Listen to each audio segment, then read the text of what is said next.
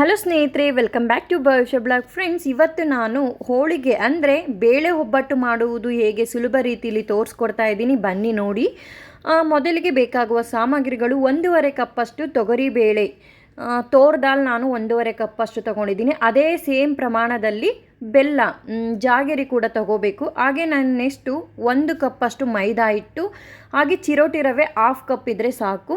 Next ಇದಕ್ಕೆ 1 ಕಪ್ಪಷ್ಟು grated coconut ತೆಂಗಿನಕಾಯಿ 1 ಕಪ್ಪಷ್ಟು ತಗೊಳ್ಳೋಣ. ಹಾಗೆ 1 ಅಥವಾ 2 ಏಲಕ್ಕಿ, ಇದನ್ನು ಚೆನ್ನಾಗಿ ಕುಟ್ಟಿ ಪುಡಿ ಮಾಡಿ ಇಟ್ಕೊಳ್ಳೋಣ. ಹಾಗೆ ನೆಕ್ಸ್ಟ್ ಫ್ರೆಂಡ್ಸ್, ಕಂಕಣ ಮಾಡುವುದು ಹೇಗೆ ಅಂತ ತೋರಿಸ್ತೀನಿ ನಾನು. ಇವಾಗ ಒಂದು ಪಾತ್ರೆಗೆ 1/2 ಕಪ್ಪಷ್ಟು ಚಿರೋಟಿ ರವೆ, 1 ಕಪ್ಪಷ್ಟು ಮೈದಾ ಹಿಟ್ಟು, ಸ್ವಲ್ಪ 1/4 ಟೇಬಲ್ ಸ್ಪೂನಷ್ಟು ಟರ್ಮರಿಕ್ ಪೌಡರ್, ಅರಿಶಿಣ ಪೌಡರು. ನೆಕ್ಸ್ಟ್ ಇದಕ್ಕೆ ಚಿಟಿಕೆಯಷ್ಟು, ಒಂಚೂರು ಚಿಟಿಕೆಯಷ್ಟು ಸಾಲ್ಟ್ ತಗೊಳ್ಳೋಣ. ಚೆನ್ನಾಗಿ ಇದನ್ನು ಮಿಕ್ಸ್ ಮಾಡ್ಕೊಳ್ಳೋಣ ಇವಾಗ. ಹಾಗೆ ಸ್ವಲ್ಪ ಆಯಿಲ್ ಕೂಡ, 2 ಟೇಬಲ್ ಸ್ಪೂನಷ್ಟು ಆಯಿಲ್ ಕೂಡ ಆ್ಯಡ್ ಮಾಡಿ ಚೆನ್ನಾಗಿ ಕೈಯಲ್ಲಿ ಮಿಕ್ಸ್ ಮಾಡ್ಕೊಳ್ಳೋಣ. ಇವಾಗ ಇದಕ್ಕೆ ನೀರನ್ನು ಮಿಕ್ಸ್ ಮಾಡಿಕೊಂಡು, ನೀರು ಹಾಕ್ಕೊಂಡು ಚೆನ್ನಾಗಿ ಈ ಥರ ಚಪಾತಿ ಹಿಟ್ಟು ಥರ ಸ್ವಲ್ಪ ಗಟ್ಟಿ ಇರಬಾರ್ದು, ಇದು ತುಂಬ ತೆಳುಗೆ ಬರಬೇಕು. ತುಂಬ ತೆಳು ಅಂದರೆ ತೀರ ಪಾಯಸ ಥರನೂ ಇರಬಾರ್ದು, ಸ್ವಲ್ಪ ಮೀಡಿಯಮ್ ಆಗೇ ಇರಬೇಕು.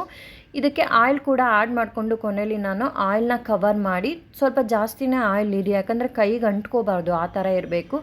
ನೆಕ್ಸ್ಟ್ ಇವಾಗ ಇದು ರೆಡಿ ಆಯಿತು. ನಾನಿವಾಗ ಒಂದು ಪ್ಲೇಟಿಂದ ಲಿಡ್ಡಿಂದ ಕವರ್ ಮಾಡಿ ಇದನ್ನು 1 ಅವರ್ ನೆನೆಯೋದಕ್ಕೆ ಬಿಡ್ತೀನಿ. ಇದು ಅಟ್ಲೀಸ್ಟ್ 1 ಅವರ್ ನೆನಿಬೇಕು. ಸೊ ಇವಾಗ ಬೇಳೆ ಬೇಯಿಸ್ಕೊಳ್ಳೋಣ. ಬೇಳೆ ಬೇಯಿಸ್ಕೊಳ್ಳೋದಕ್ಕೆ ಬಿಸಿ ನೀರು ಅಂದರೆ ಕುದೀತಿರೋ ನೀರಿಗೆ ನಾವು ಬೇಳೆನ ಒಂದು 2ರಿಂದ 3 ಸತಿ ತೊಳ್ಕೊಂಡು ಚೆನ್ನಾಗಿ, ಇಲ್ಲಾಂದರೆ ಅದು ವಾಸನೆ ಬರುತ್ತೆ. ಸೊ ಹಾಗಾಗಿ ಚೆನ್ನಾಗಿ ತೊಳ್ಕೊಬೇಕು. ತೊಳ್ಕೊಂಡಿರೋ ಬೇಳೆನ ಬಿಸಿ ನೀರು, ಈ ಥರ ಕುದೀತಿರೋ ನೀರಿಗೆ ಬೇಳೆ ಹಾಕ್ಕೊಂಡು ಚೆನ್ನಾಗಿ ಬೇಳೆ ಬೇಯಿಸ್ಕೋಬೇಕು. ನೀವು ಕುಕ್ಕರಲ್ಲಿ ಕೂಡ ಮಾಡ್ಕೋಬೋದು, ಬಟ್ ಕುಕ್ಕರಲ್ಲಿ ನಾನೊಂದು ಟೈಮ್ ಮಾಡಿದಾಗ ನನಗೆ ಅದು ಚೆನ್ನಾಗಿ ಬರಲಿಲ್ಲ. ತುಂಬಾ ಒಂಥರ ಪಾಯಸ ಥರ ಆಗಿಬಿಟ್ಟಿತ್ತು ಅದಕ್ಕೆ, ನಾವೇನು ಸ್ಟಫಿಂಗ್ ಮಾಡ್ತೀವಲ್ಲ ಅದು. ಸೊ ಹಾಗಾಗಿ ಬೆಟರ್ ಈ ಥರ ಪಾತ್ರೆಯಲ್ಲಿ ಮಾಡ್ಕೊಂಡ್ರೇ ಒಂಥರ ಚೆನ್ನಾಗಿರುತ್ತೆ. ಈಗ ಇದಕ್ಕೆ ನಾವು ಬೇಕಾದ್ರೆ 2 ಸ್ಪೂನ್ ಆಯಿಲ್ನ ಹಾಕ್ಕೊಂಡ್ರೆ ಬೇಗ ಬೇಯುತ್ತೆ. ಸೊ ಬೇಯಿಸ್ಕೋಬೋದು. ಇವಾಗ ನೋಡ್ತಾ ಇರ್ಬೋದು, ನಾನು ಬೇಳೆ ಬೇಯ್ತಾ ಇದೆ. ಈಗ ಈ ಥರ ಬೇಯ್ತಾ ಇದೆ, ಚೆಕ್ ಮಾಡ್ಕೋತಾ ಇದ್ದೀನಿ. ಒಂದು ಕೈಯಲ್ಲಿ ಈ ಥರ ಈಚೆಗೆ ನೋಡಿದ್ರೆ ಗೊತ್ತಾಗುತ್ತೆ, ಇಲ್ಲ ಹಾಗೆ ಕೂಡ ನೋಡಿದ್ರೂ ಬೇಳೆ ಬೇಯೋದು ಗೊತ್ತಾಗುತ್ತೆ. ಇವಾಗ ಬೆಂದಿದೆ. ಈ ಥರ ನಾನು ನೀರನ್ನ ಸಪ್ರೇಟ್ ಬೇಳೆನ ಸೋಸ್ಕೋತಾ ಇದ್ದೀನಿ. ಈ ಥರ ಒಂದು ಬರುತ್ತಲ್ಲ ಪಾತ್ರೆಯಲ್ಲಿ ಸೋಸ್ಕೊಳ್ಳೋದ್ರಲ್ಲಿ, ಈ ಥರ ನೀರು ಸಪ್ರೇಟ್ ಮಾಡಿ, ಬೇಳೆ ಸಪ್ರೇಟ್ ಮಾಡಿ ಇಟ್ಕೋತಾ ಇದ್ದೀನಿ. ಹುಷಾರು, ಸ್ವಲ್ಪ ಬಿಸಿ ಇರುತ್ತೆ, ಕೇರ್ಫುಲ್ಲಾಗಿ ಮಾಡೋದು ಬೆಟರು. ನೆಕ್ಸ್ಟ್ ನಾವು ಇವಾಗ ಒಂದು ಪ್ಯಾನ್ ತೊಗೊಂಡು, ಪ್ಯಾನಲ್ಲಿ ಜಾಗೇರಿ ಬೆಲ್ಲ ತೊಗೊಂಡಿದ್ವಲ್ಲ ನಾವು, ಬೆಲ್ಲ ಹಾಕ್ಕೊಂಡು ಈ ಥರ ಪ್ಯಾನ್ಗೆ ಸ್ವಲ್ಪ ನೀರಲ್ಲಿ ಕರಗಿಸ್ಕೊಳ್ಳೋಣ. ಇದು ಈ ಥರ ಮಾಡ್ಕೊಳ್ಳೋದ್ರಿಂದ, ಫಿಲ್ಟ್ರ್ ಮಾಡೋದ್ರಿಂದ ಸ್ವಲ್ಪ ಏನಾದರೂ ಕಸ ಕಡ್ಡಿ ಇದ್ದರೆ ಬೆಲ್ಲದಲ್ಲಿ ಅದನ್ನು ಫಿಲ್ಟ್ರ್ ಮಾಡಿದ್ರೆ ಹೊರ ಬರುತ್ತೆ. ಸೊ ಈ ಥರ ಸ್ವಲ್ಪ ನೀರಲ್ಲಿ ಪಾಕ ಥರ ಮಾಡ್ಕೊಳ್ಳೋಣ. ನಾನು ಫಿಲ್ಟ್ರ್ ಎಲ್ಲ ಮಾಡಿ ಈ ಥರ ಪಾಕ ರೆಡಿ ಆಯಿತು. ಇವಾಗ ಇದಕ್ಕೆ ನಾನು ಅದು ಸಪ್ರೇಟ್ ಮಾಡ್ಕೊಂಡಿದ್ವಲ್ಲ ಇವಾಗ ಬೇಳೆ ಹಾಕೊಂಡ್ಮೇಲೆ ಗ್ಯಾಸ್ ಸ್ಟವ್ನ ಆನ್ ಮಾಡ್ಕೊಂಡಿದ್ದೀನಿ. ಆನ್ ಮಾಡಿಕೊಂಡೇ ಮಾಡ್ತಾಯಿದ್ದೀನಿ ನಾನು. ಈ ಥರ ಚೆನ್ನಾಗಿ ಮಿಕ್ಸ್ ಮಾಡಿ ಸ್ವಲ್ಪ ಮತ್ತೆ ಎಗೇನ್ ನಾವು ಬೇಯಿಸ್ಕೊಳ್ಳೋಣ. ಸ್ವಲ್ಪ ಸ್ಮೂತಾಗಿ ಬೆಲ್ಲ ಎಲ್ಲ ಕೂಡಿ ಮಿಕ್ಸ್ ಆಗಿ ಚೆನ್ನಾಗಿ ಸ್ಮೂತಾಗಿ ಬರುತ್ತೆ. ಸೊ ಹಾಗಾಗಿ ಇವಾಗ ನಾನು ಎಲೈಚಿನ ಕುಟ್ಕೊಂಡು, ಎಲೈಚಿ ಕೂಡ ಏನು 2-3 ಎಲೈಚಿ ತೊಗೊಂಡಿದ್ನಲ್ಲ, ಕುಟ್ಕೊಂಡು ಆ್ಯಡ್ ಮಾಡಿಕೊಂಡೆ. ನೆಕ್ಸ್ಟ್ ನಾನು ತೆಂಗಿನಕಾಯಿ ಹಾಕೋತಾ ಇದ್ದೀನಿ. ತೆಂಗಿನಕಾಯಿ ಈ ಟೈಮಲ್ಲಿ ಆ್ಯಡ್ ಮಾಡಿಕೊಂಡು ಮತ್ತೆ ಅಗೇನ್ ಸ್ವಲ್ಪ ಚೆನ್ನಾಗಿ ಮಿಕ್ಸ್ ಮಾಡಿ, ಸ್ಟವ್ ಆನಲ್ಲೇ ಇರಲಿ, ಬೇಯಿಸ್ಕೋಬೇಕು. ಇದು ಚೆನ್ನಾಗಿ ಈಗ ಏನು ಮಿಕ್ಸ್ ಮಾಡ್ಕೊಂಡಿದ್ದೀವಲ್ಲ ಸ್ವಲ್ಪ ಬೇಯಬೇಕು. ನೋಡಿ ಇವಾಗ ಬೆಂದಿದೆ. ಇವಾಗ ನಾನು ಮಿಕ್ಸಿ ಜಾರ್ ತೊಗೊಂಡು, ಒಂದು ಮಿಕ್ಸಿ ಜಾರಲ್ಲಿ, ಇವಾಗ ಮಿಕ್ಸಿ ಜಾರು ಇಲ್ಲ ಗ್ರೈಂಡರಲ್ಲಿ ಕೂಡ ರುಬ್ಕೋಬೋದು. ನಾನು ಮಿಕ್ಸಿ ಜಾರಲ್ಲಿ ಈ ಥರ ಅದೇನು ನಾವು ರೆಡಿ ಮಾಡಿಟ್ಕೊಂಡಿರೋದನ್ನು ರುಬ್ಕೋಬೇಕು. ಸೊ ಇವಾಗ ನಾನು ಮಿಕ್ಸಿ ಜಾರ್ಗೆ ಹಾಕೋತಾ ಇದ್ದೀನಿ.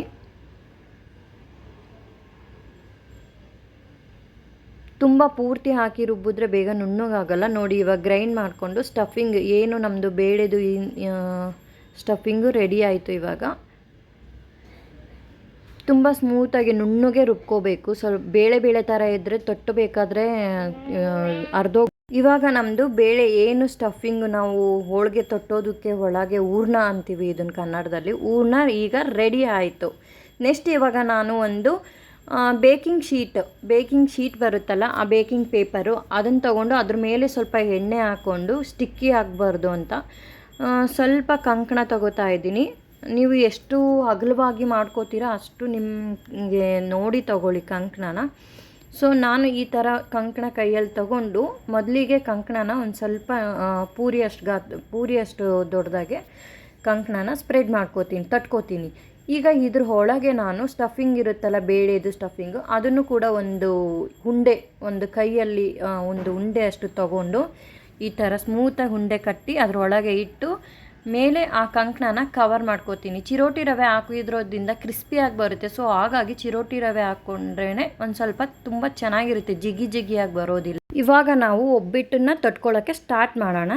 ನೀಟಾಗಿ ಬೆಳ್ಳಿಂದ ಈ ಥರನೇ ನಮ್ಮ ಬೆರಳುಗಳಿಂದನೇ ಸ್ಪ್ರೆಡ್ ಮಾಡಿಕೊಂಡು ಕ್ಲೀನಾಗಿ ಏನು ಎಂಡಲ್ಲಿ ಬರೀ ಕಂಕಣ ಉಳ್ಕೊಳ್ಳೋ ಥರನೂ ಬರುತ್ತೆ. ಸೊ ಹಾಗಾಗಿ ನೋಡಿ ಚೆನ್ನಾಗೆ ಮಧ್ಯದಿಂದನೇ ಫುಲ್ಲು ಸುತ್ತಲೂ ಸ್ಪ್ರೆಡ್ ಆಗೋ ಥರ ಈ ಥರ ಕೈಯಲ್ಲಿ ತಟ್ಕೊಳ್ಳೋಣ. ತಟ್ಕೋಬೇಕಾದ್ರೆ ನಾವು ಟಿಶ್ಯೂ ಪೇಪರ್ನ ಈ ಥರ ರೋಲ್ ಮಾಡಿಕೊಂಡು ತಟ್ಕೊಂಡ್ರೆ ತುಂಬ ಅಗಲವಾಗಿ ಚೆನ್ನಾಗಿ ಬರುತ್ತೆ. ಇವಾಗ ನನ್ನ ಒಬ್ಬಟ್ಟು ರೆಡಿ ಆಯಿತು ನೋಡಿ. ಈಗ ನಾನು ಒಂದು ತವ ಇಟ್ಕೊಂಡಿದ್ದೀನಿ ಸ್ಟವ್ ಮೇಲೆ. ಸೊ ತವ ಸ್ವಲ್ಪ ಬಿಸಿ ಆದಮೇಲೆ ಅದಕ್ಕೆ ನಾನು ಈ ಒಬ್ಬಟ್ಟನ್ನ ಎತ್ತಿ ಹಾಕಬೇಕಾದ್ರೆ ನಾವು ಪೇಪರ್ ಯೂಸ್ ಮಾಡಿದ್ದೀವಲ್ಲ, baking paper. So no problem, ಚೆನ್ನಾಗೇ ಬರುತ್ತೆ. ನೋಡಿ ಎಷ್ಟು ಚೆನ್ನಾಗಿ ಬಂತು, ನಮ್ಮ ಒಬ್ಬಟ್ಟು ರೆಡಿ ಆಯಿತು. ಲಾಸ್ಟಲ್ಲಿ ಬೇಕಾದರೆ ನೀವು ತುಪ್ಪ ಹಾಕಿ ಕೂಡ ಬೇಯಿಸ್ಕೋಬೋದು. ನಾನು ಆಯಿಲ್ನೇ ಹಾಕೋತಾ ಇದ್ದೀನಿ. ಈಗ ನೆಕ್ಸ್ಟು ಅದು ರೆಡಿ ಆಯಿತು. ಇವಾಗ ಇನ್ನೊಂದು ಮಾಡ್ಕೋತಾ ಇದ್ದೀನಿ ನೋಡಿ. ಇದೇ ಥರ ಸೇಮ್ ಕಂಕಣನ ನಾವು ಮೊದಲಿಗೆ ಸ್ಪ್ರೆಡ್ ಮಾಡಿ ಅದರೊಳಗೆ ಹೂರಣ ಹಾಕಿ ಇನ್ನೊಂದು ಮಾಡಿ ತೋರಿಸ್ತಾ ಇದ್ದೀನಿ ನಾನು ನೋಡಿ. ಸ್ವಲ್ಪ ಕೈಗೆ ಅಂಟ್ಕೋಬಾರ್ದು ಅಂತ ಎಣ್ಣೆ ಹಾಕೋತಾ ಇದ್ದೀನಿ ನಾನು.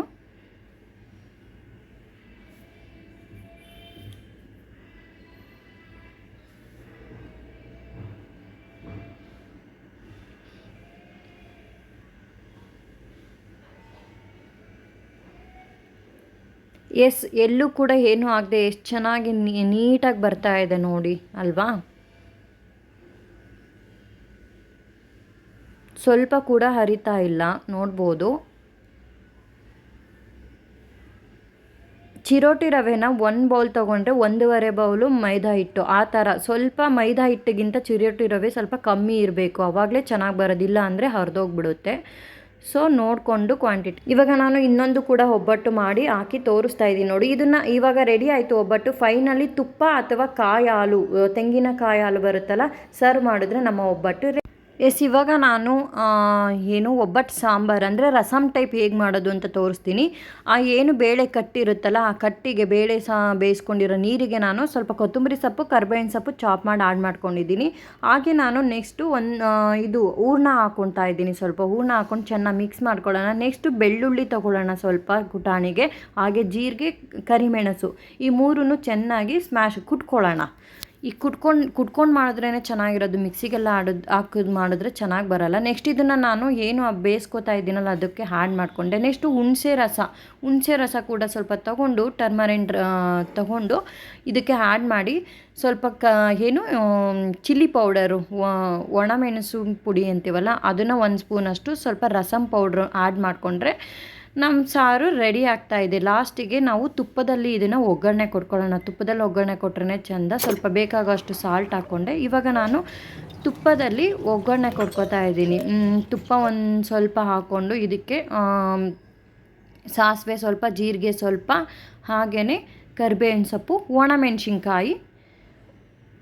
ಒಣಮೆಣ್ಸಿನ್ಕಾಯಿ ಕೂಡ ಹಾಕ್ಕೊಂಡು ಚೆನ್ನಾಗಿ ಒಗ್ಗರಣೆ ಕೊಟ್ಕೊಂಡ್ರೆ ಘಮ ಘಮ ಅಂತ ಇದೆ. ಸ್ವಲ್ಪ ಇವಾಗ ನಾನು ಇಂಗು ಕೂಡ ತಗೋತಾ ಇದ್ದೀನಿ. ಇಂಗು 1-2-3 ಸ್ವಲ್ಪ ಕಾಳಷ್ಟು ಹಾಕಿದ್ರೂ ಈಗ ನಮ್ಮ ಒಗ್ಗರಣೆ ಕೂಡ ರೆಡಿ ಆಯಿತು. ಒಗ್ಗರಣೆನ ನಾನಿವಾಗ ಅದಕ್ಕೆ ಸಾಂಬಾರಿಗೆ ಮಿಕ್ಸ್ ಮಾಡ್ಕೋತಾ ಇದ್ದೀನಿ. ನಮ್ಮ ಸಾಂಬಾರು ಕೂಡ ರೆಡಿ, ಘಮ ಘಮ ಅಂತ ಜಸ್ಟ್ 1 ಕುದಿ ಬಂದರೆ ಇವಾಗ ಈ ಸಾಂಬಾರು ಆಲ್ರೆಡಿ ಕುದ್ದಿದೆ. ನಮ್ಮ ಸಾಂಬಾರು ಕೂಡ ರೆಡಿ ಆಯಿತು. ಬಿಸಿ ಬಿಸಿ ಸಾಂಬಾರು ಬಿಸಿ ಬಿಸಿ ಅನ್ನಕ್ಕೆ ತಿಂತಾ ಇದ್ದರೆ ಆಹಾ. Thank you so much for watching this video and please subscribe ಮಾಡೋದನ್ನು ಮರಿಬೇಡಿ. ಪ್ಲೀಸ್ ನಿಮಗೆ ಈ ವಿಡಿಯೋ ಇಷ್ಟ ಆದರೆ ಲೈಕ್ ಮಾಡಿ, ಸಬ್ಸ್ಕ್ರೈಬ್ ಮಾಡಿ. ನೆಕ್ಸ್ಟ್ ಮುಂದಿನ ವಿಡಿಯೋದಲ್ಲಿ ಸಿಗೋಣ. Until there bye.